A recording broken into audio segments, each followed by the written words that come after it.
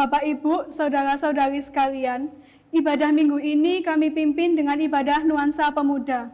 Bagi saudara-saudari yang ingin melayani dan mau bergabung dalam ibadah nuansa pemuda, dapat menghubungi Saudari Agnes selaku Sekretaris KPPM GKJW Jemaat Gadang dengan nomor di bawah ini. Saat ini saya akan membacakan profil GKJW Jemaat Gadang. Diawali tahun 1956, warga Kristen di Megosono telah dicoba mengadakan perayaan Natal yang dipelopori oleh Bapak Sugimo, Bapak Driwinoto, Ibu Darmo Prawiro, Ibu Sihartami, dan kawan-kawan. Pada tahun 1956, Bapak Irsan yang baru saja dibaptis mengadakan perkabaran Injil dan katekisasi yang dibina oleh Pendeta Wikyo Diharjo, dibantu oleh Bapak Sumarno, Bapak Mulyono, dan Bapak Harso Mulyadi. Sejak tahun 1956, warga Kristen yang ada di Gadang telah melaksanakan kegiatan kerohanian yang dipelopori oleh Ibu Sri Muktiar Johan pribadi, Bapak Sumardi, Bapak Jumais, Bapak Marsiono, Bapak Supardan, dan Bapak Atim Siswo Pranoto. Penggerak utama adalah Bapak Laandi Kalada, dengan penanggung jawab utama adalah Bapak Johan pribadi yang saat itu juga menjabat sebagai kepala desa yang sangat disegani oleh warga Gadang. Berkat kerjasama yang baik dan pembinaan yang penuh kasih dari Pendeta Marjo Sil, Pendeta Nugroho, dan Pendeta Arjo Tarnajo, maka warga Gadang dan Megosono diizinkan mengadakan kebaktian sendiri di garasi Bapak Johan pribadi. Kebaktian perdana dilaksanakan pada tanggal 26 April 1964 berdasarkan hasil rapat yang dipimpin oleh Pendeta Wikyo Diharjo. Ibadah Natal pertama tahun 1964 diadakan di halaman kediaman Bapak Johan pribadi dengan membuat teror besar dan mengundang tokoh masyarakat. Kegiatan ibadah Patuan Perayat yang diselenggarakan juga mengundang ibadah tetangga kanan dan kiri. Sampai dengan tahun 1966, kebaktian bertempat di garasi Bapak Johan pribadi. Mengingat jumlah warga yang semakin banyak, maka dibentuklah panitia pembangunan gedung gereja yang diketuai oleh Bapak Johan pribadi. Pada tanggal 2 November 1969, rumah ibadah yang baru secara resmi ditempati, walaupun situasinya masih memprihatinkan karena sebagian masyarakat tidak setuju. Panitia saat itu diketuai oleh Bapak Sastro Dinoto. Tahun 1973 sampai 1974, status warga Gadang, Megosono, dan Kedung Kandang yang tadinya berupa kelompok menjadi pepantan dan dibina oleh Bapak Sumende Akub. Setelah Bapak Sumende Akub ditabiskan menjadi pendeta yang ditugaskan di Ngantang, akhirnya ada perubahan yang tadinya pepantan menjadi Rayon Timur GKJW Jemaat Malang yang terpisah dengan Kedung Kandang. Pada tanggal 1 Agustus 1978, Rayon Timur Jemaat Malang telah resmi menjadi calon jemaat yang sekaligus menjadi persembahan sebidang tanah yang berupa di Gadang Gang 6 dan rencananya dibangun Kapanditan dan mendapat bantuan dana dari keluarga CM de Vries van Diemen de Jel dari negara Belanda sebesar 2 juta rupiah. Pada tanggal 28 Oktober 1979, pembangunan rumah Kapanditan dinyatakan selesai. Calon jemaat Gadang melalui sidang MA yang kelima pada tanggal 18 sampai 23 Juni 1979 telah menyetujui dan menetapkan sebagai jemaat dewasa. Pentabisan menjadi jemaat tanggal 9 Desember 1979 yang merupakan jemaat GKJW ke-99. Letak geografis. GKJW Jemaat Gadang terletak di Jalan Kolonel Sugiono 7A nomor 1, RT 1 RW 2, Kelurahan Gadang, Kecamatan Sukun, Kota Malang, dengan batas pelayanan sebelah utara berbatasan dengan GKJW Jemaat Malang, sebelah selatan berbatasan dengan GKJW Jemaat Bulawang dan GKJW Jemaat Kebon Agung, sebelah barat berbatasan dengan GKJW Jemaat Sukun, dan sebelah timur berbatasan dengan GKJW Jemaat Kedung Kandang. Pendeta yang pernah bertugas di GKJW Jemaat Gadang yang pertama adalah Pendeta Tamsil tahun 1980 sebagai 1983 sebagai pendeta tetap. Yang kedua Pendeta Sri Hardianto STH tahun 1983 sampai dengan 1993 sebagai pendeta tetap. Yang ketiga, Pendeta Bambang Rusena Utomo MA tahun 1990 sampai 1991 sebagai pendeta konsulen. Yang keempat, Pendeta Kawahya tahun 1993 sampai 1995 sebagai pendeta tetap. Yang kelima, Pendeta Supajitno SMTH tahun 1995 sampai 1996 sebagai pendeta konsulen. Yang keenam, Pendeta Prastio Rasmo SMTH tahun 1996 sampai 2005 sebagai pendeta tetap. Yang ketujuh, Pendeta Rudi Sewoyo STH tahun 2005 sampai 2006 sebagai pendeta konsulen. Yang kedelapan, Bapak Pendeta Puspo Garjito SSI tahun 2006 sampai 2015 sebagai pendeta tetap. Yang kesembilan, Bapak Sistrianto tahun 2015 sampai 2016 sebagai pendeta konsulen. Yang ke-10, Pendeta DRS Puji Siswo M. Min mulai tahun 2016 sampai sekarang menjadi pendeta tetap. Selanjutnya, mari kita bangkit berdiri dan menyanyikan lagu Allah Itu Baik.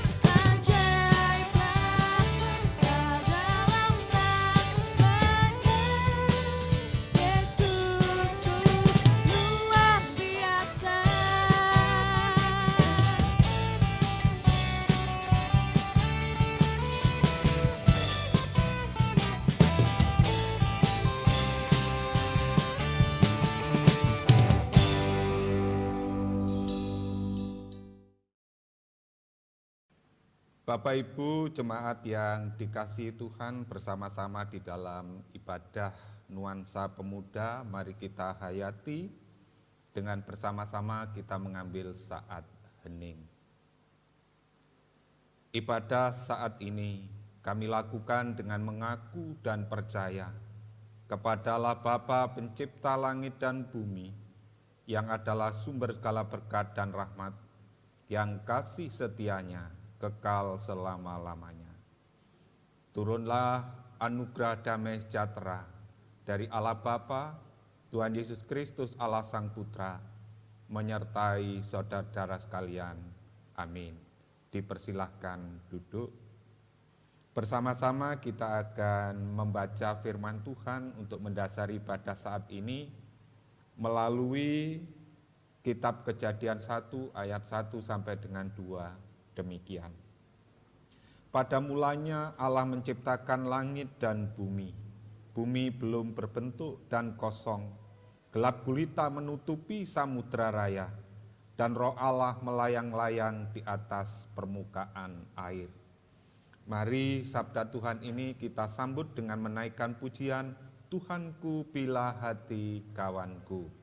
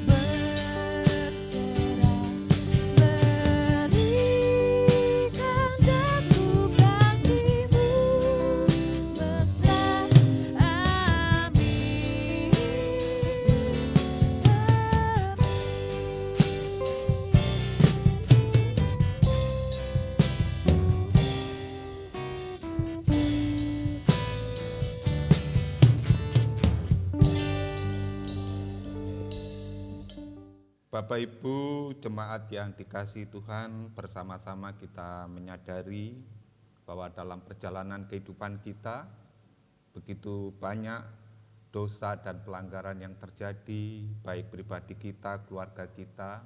Karena itu mari kita berdoa. Bapa Surgawi, kami boleh datang di hadapan-Mu, membawa segala dosa pelanggaran yang terjadi dalam kehidupan kami, bersama keluarga-keluarga kami, bersama orang-orang di sekitar kami. Kami sadar telah melakukan kesalahan dosa-dosa, baik yang sengaja maupun tidak sengaja, terlebih-lebih kepada Tuhan sendiri. Karena itu Bapa, kami datang kepadamu, mengaku menyesali untuk semuanya ini. Di dalam Tuhan Yesus Kristus kami berdoa. Amin. Bapak Ibu, jemaat dan anak-anak muda yang dikasihi Tuhan, kita sadar telah mengaku dan menyesali atas dosa kita. Sekarang kami undang untuk berdiri. Terimalah firman-Nya demikian. Akhirnya saudara-saudaraku, bersukacitalah, usahakanlah dirimu supaya sempurna. Terimalah segala nasihatku, sehati sepikirlah kamu, dan hiduplah dalam damai sejahtera, maka Allah sumber kasih dan damai sejahtera akan menyertai kamu. Berilah salam seorang kepada yang lain dengan cium yang kudus. Salam dari semua orang kudus kepada kamu.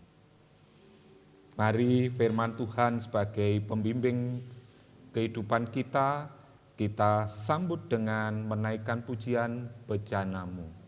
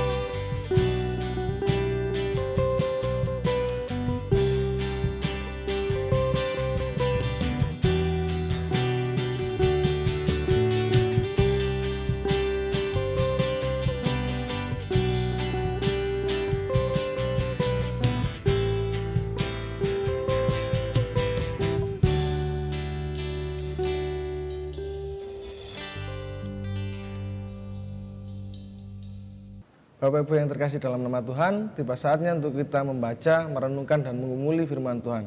Tapi sebelum kita merenungkan firman Tuhan, mari terlebih dahulu kita berdoa. Bapa kami yang di surga, mengucap syukur ya Bapa atas kasih-Mu ya Tuhan. Kami berterima kasih ya Bapa, karena pada saat ini Engkau telah memberikan kami waktu dan kesempatan untuk kami beribadah ya Tuhan. Ya Tuhan ya Bapa, tiba saatnya untuk kami mendengarkan kebenaran dari sabda-Mu Tuhan. Karena ya Tuhan membuka mata dan hati kami, untuk kami mampu menerima sabda kebenaran-Mu. Terima kasih ya Bapa, terima kasih ya Tuhan. Bersabdalah Tuhan, kami siap untuk mendengarkan. Amin. Dan bacaan kita pada saat ini terambil dari Matius 28 ayat 16 sampai 20. Perintah untuk memberitakan Injil. Dan ke-11 murid itu berangkat ke Galilea, ke bukit yang telah ditunjukkan Yesus kepada mereka. Ketika melihat Dia, mereka menyembahnya, tetapi beberapa orang ragu-ragu. Yesus mendekati mereka dan berkata, "Kepadaku telah diberikan segala kuasa di surga dan di bumi. Karena itu, pergilah, jadilah semua bangsa muridku, dan baptislah mereka dalam nama Bapa dan Anak dan Roh Kudus. Dan ajarlah mereka melakukan segala sesuatu yang telah kuperintahkan kepadamu. Dan ketahuilah, aku menyertai kamu senantiasa sampai pada akhir zaman." Demikian bacaan firman Tuhan pada saat ini.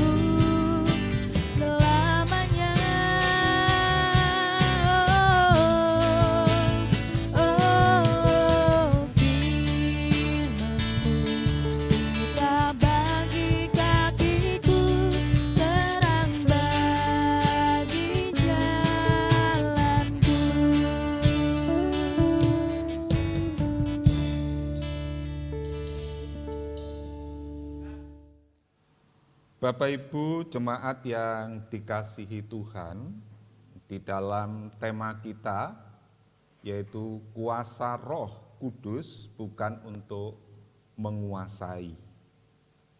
Lah berbicara Roh Kudus, perlu kita pahami apa yang menjadi amanat Tuhan dalam kehidupan kita, juga apa yang menjadi bahan yang telah disiapkan melalui Matius 28 ayat 16 sampai dengan 20.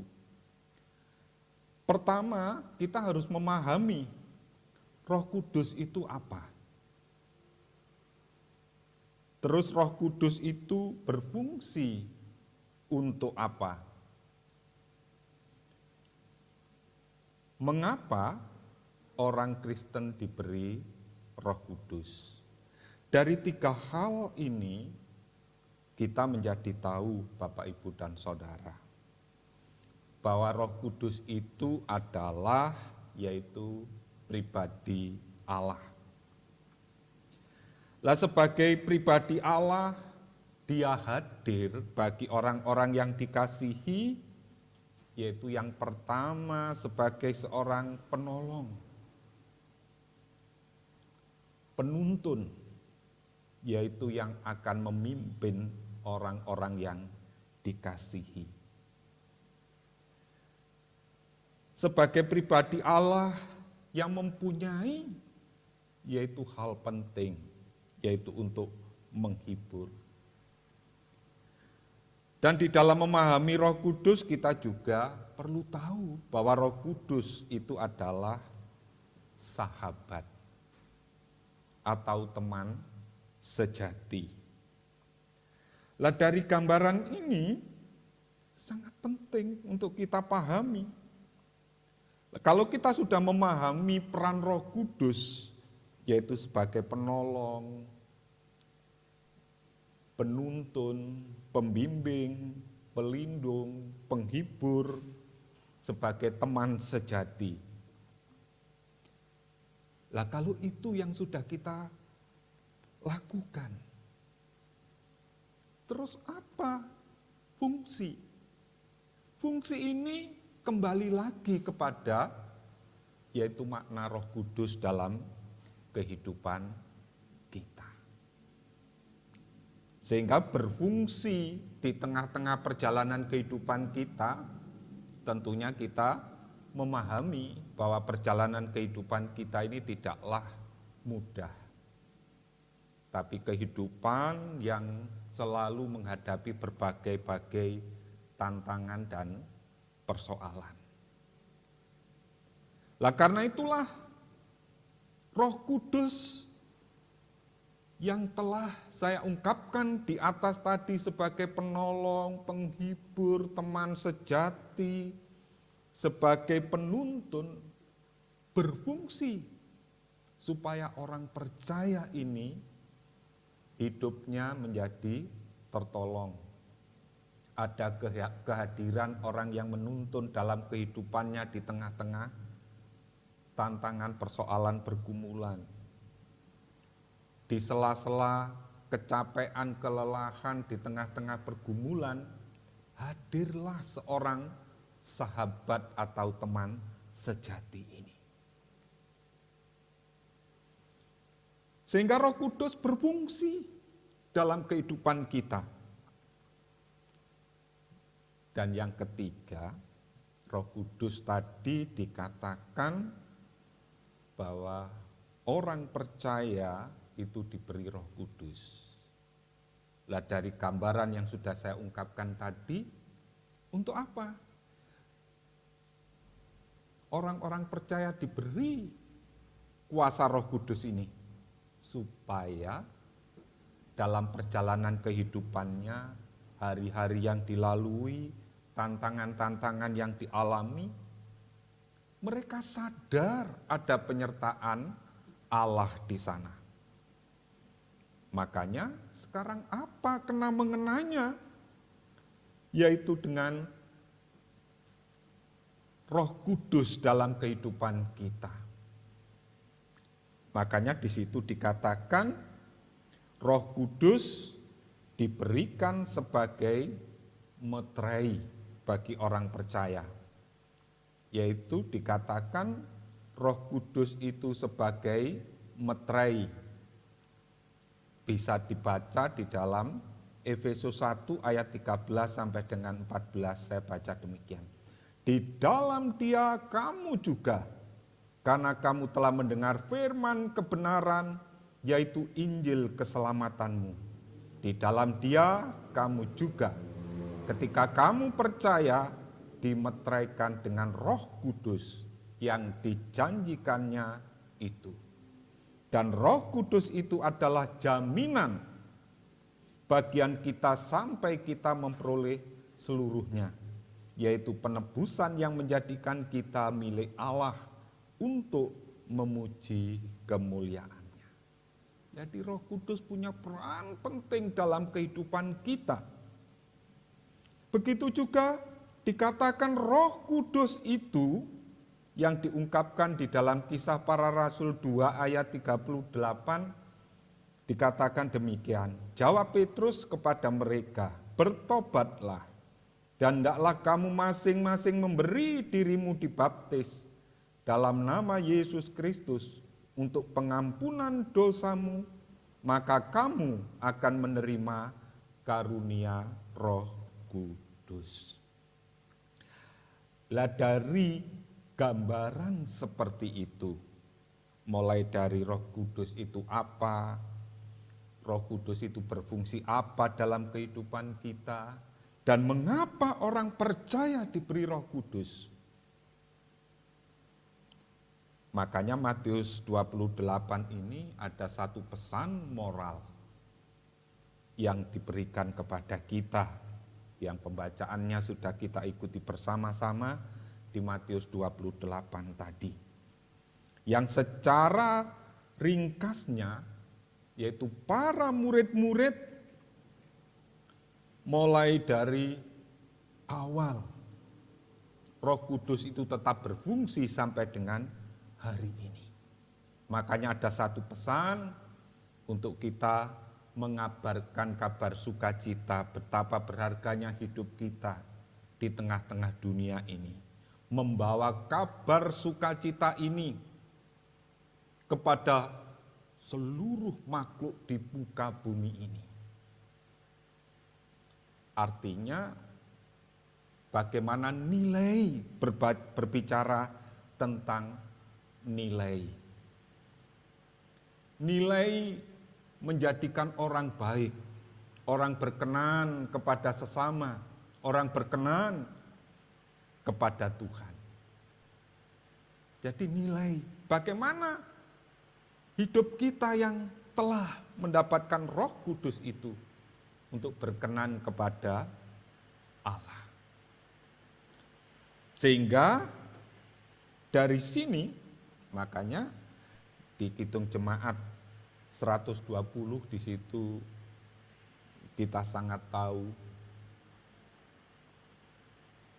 Makanya Bapak Ibu bisa membaca di Kidung Jemaat 120 itu menarik bagi kita. Jadi sebagai orang Kristen diberi Roh Kudus yaitu untuk membawa kabar sukacita itu untuk yaitu semua orang percaya. Menjadikan semua orang yaitu menjadi baik, berkenan kepada Allah. Makanya nilai baik di situ yang pertama berbicara tentang relasi, hubungan timbal balik menjadi baik. Yang kedua berbicara aman. Lah aman kita sadar bagaimana aman. Aman itu kita rasakan karena peran Roh Kudus menyertai orang-orang percaya. Yang ketiga yaitu nyaman. Lah kalau nilai kehidupan sebagai orang percaya yang telah diberi atau dianugerahi Roh Kudus ini, mereka sudah hidup dengan nilai itu, akhirnya menghadirkan yang disebut damai sejahtera. Sehingga pesan moral inilah yang menjadi tujuan kita, yaitu untuk membawa sukacita ini bagi bangsa-bangsa di muka bumi. Dengan bahasa-bahasa baru, dengan kalimat baru, dengan perilaku baru, termasuk yaitu nilai-nilai Kristen yang dikatakan hubungannya baik, aman, nyaman, menghadirkan damai sejahtera. Sehingga kita tidak takut lagi menghadapi tantangan-tantangan di depan, karena kita sudah diperlengkapi dengan Roh Kudus yang sangat luar biasa ini. Terlebih-lebih kita belum tahu sampai kapan pandemi ini akan ada. Kita belum tahu COVID ini sampai kapan, tapi kita sadar ada Roh Kudus yang telah menjadi penolong, menjadi pelindung, menjadi penuntun di dalam kehidupan kita ini. Sehingga dengan begitu, Bapak, Ibu, dan saudara-saudara dimanapun kita berada, dengan new normal ini tidak lagi membuat kita takut. Kita tidak usah mempersoalkan itu, tetapi kita menata hidup kita Sehingga kita tidak menguasai, tetapi kita dikuasai oleh Roh Kudus. Karena itulah mari kita wujud nyatakan. Karena itu anak-anak muda yang sangat hebat-hebat ini, mari kita wujudkan panggilan kita ini. Tuhan Yesus memberkati. Amin. Bapak, Ibu, Saudara-saudari, bersama dengan umat Tuhan di seluruh muka bumi, mari kita memperbarui iman percaya kita. Mari Bapak, Ibu, teman-teman, kita bangkit berdiri. Pengakuan iman rasuli. Aku percaya kepada Allah Bapa yang Maha Kuasa, Khalid langit dan bumi, dan kepada Yesus Kristus, anaknya yang tunggal Tuhan kita, yang dikandung daripada Roh Kudus, lahir dari anak darah Maria, yang menderita di bawah pemerintahan Pontius Pilatus, disalibkan, mati dan dikuburkan, turun ke dalam kerajaan maut. Pada hari yang ketiga, bangkit pula dari antara orang mati. Naik ke surga, duduk di sebelah kanan Allah Bapa yang Maha Kuasa, dan yang akan datang dari sana untuk menghakimi orang yang hidup dan yang mati. Aku percaya kepada Roh Kudus, gereja yang kudus dan am, persekutuan orang kudus, pengampunan dosa, kebangkitan daging, dan hidup yang kekal. Amin. Dipersilakan duduk kembali. Mari bersama-sama kita menyatukan hati, kita memasuki di dalam syafaat kita, mari kita berdoa. Terpujilah Engkau Allah kami yang baik, Bapa yang rahmani, Bapa yang selalu menyertai kehidupan pribadi kami, keluarga kami, di dalam menyatukan sehati sepikir bersama-sama pemerintahan PGI, Majelis Agung, tokoh-tokoh agama, tokoh-tokoh masyarakat di muka bumi, menyatukan hati untuk segera lepas dari pandemi COVID-19 ini. Karena itu kami berdoa Tuhan untuk garda depan sebagai relawan, mereka yang dengan setia merawat mereka yang sakit karena COVID ini sampai sembuh. Bahkan kami mendoakan tim medis yang menjadi korban karena proses penyembuhan saudara-saudara kami ini. Mereka harus kehilangan nyawa, tapi kami yakin tangan Tuhan akan campur tangan memberkati, menolong.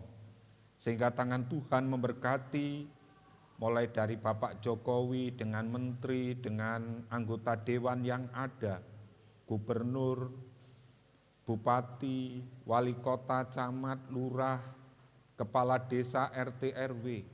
Di dalam kami bergotong royong untuk keluar, bersinergi untuk memberantas penyebaran COVID ini, terlebih-lebih menuju new normal ini. Tapi kami yakin tangan Tuhan akan memberkati, menolong kami semua. Tuhan, dengarkanlah setiap doa-doa yang kami naikkan saat ini.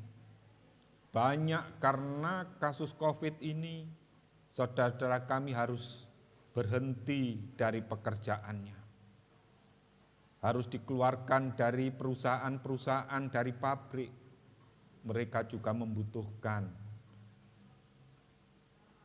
kehidupan sehari-hari, mereka membutuhkan penunjang dari kehidupannya. Berupa makanan, minuman, kami berdoa Tuhan. Karena itu kami tidak mengharapkan semuanya Tuhan, tetapi angkatlah COVID ini segera berakhir. Segera sirna dari bumi yang kami cintai ini. Karena itu kami bersama keluarga-keluarga kami di rumah masing-masing, Tuhan berkati, Tuhan tolong. Terima kasih Tuhan, kami pertaruhkan di tengah-tengah COVID ini, usaha, wirausaha dari seluruh anak-anak-Mu, dengan keterampilan-keterampilan, kepandaian melalui usaha-usaha Bukalapak, jualan secara online, juga Tuhan berkati, Tuhan tolong. Begitu juga para donatur yang memperhatikan mereka-mereka saudara-saudaranya yang terdampak COVID, Tuhan berkati, Tuhan tolong. Terima kasih Tuhan, kami serahkan semuanya ke dalam tangan kasih-Mu. Begitu juga menuju new normal ini. Kami masih ada di kekamangan, kebingungan, bagaimana kami bekerja, bagaimana anak-anak kami bersekolah, tapi kami yakin tangan Tuhan akan memberkati, menolong. Begitu juga pergumulan-pergumulan jemaat menyangkut masalah ekonomi, pekerjaan, bahkan anak-anak-Mu yang sudah merancangkan jauh-jauh dalam pertunangan, pernikahan yang harus tertunda karena COVID ini. Juga Tuhan berkati, Tuhan tolong. Bahkan pergumulan anak-anak jemaat yang belum punya anak dalam pernikahannya, juga Tuhan campur tangan memberkati, menolong. Bahkan yang ulang tahun, mereka tidak bisa merayakan bersama-sama dengan orang-orang, teman, sahabatnya. Tetapi kami yakin tangan Tuhan akan memberkati, menolong. Terima kasih Tuhan, kami pertaruhkan semuanya ke dalam tangan kasih-Mu, para pemerhati, tokoh-tokoh masyarakat, bangsa kami ini, para donatur, kami serahkan ke dalam tangan kasih-Mu. Di dalam kemurahan hati Bapa akan menyertai kami semua. Terima kasih Tuhan, kami serahkan di dalam Tuhan Yesus Kristus sendiri. Amin. Bapak, Ibu, Saudara, tiba saatnya kita akan menghaturkan persembahan sebagai rasa ungkapan syukur kita. Namun sebelumnya, kita akan dasari dengan firman Tuhan yang terambil dari 2 Korintus 8 ayat 12. Sebab jika kamu rela untuk memberi, maka pemberianmu akan diterima. Kalau pemberianmu itu berdasarkan apa yang ada padamu, bukan berdasarkan apa yang tidak ada padamu. Mari kita mengumpulkan persembahan dengan menyanyikan lagu Bersyukurlah.